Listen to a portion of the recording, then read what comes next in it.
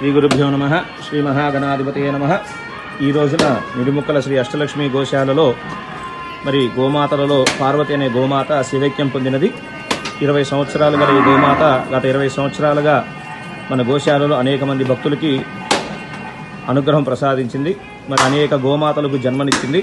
అయితే వృద్ధాపరీక్ష వచ్చే కారణాల చేతన మరి సుమారు 20 సంవత్సరాలు ఈ రోజున శివైక్యం పొందినది. మరి ఈ గోమాత అమ్మవారిలో ప్రశాంతంగా ఐక్యమైపోవాలని కోరుకుంటూ కార్యక్రమం నిర్వహిస్తున్నాము. జై గోమాత, జై గోమాత, జై గోమాత.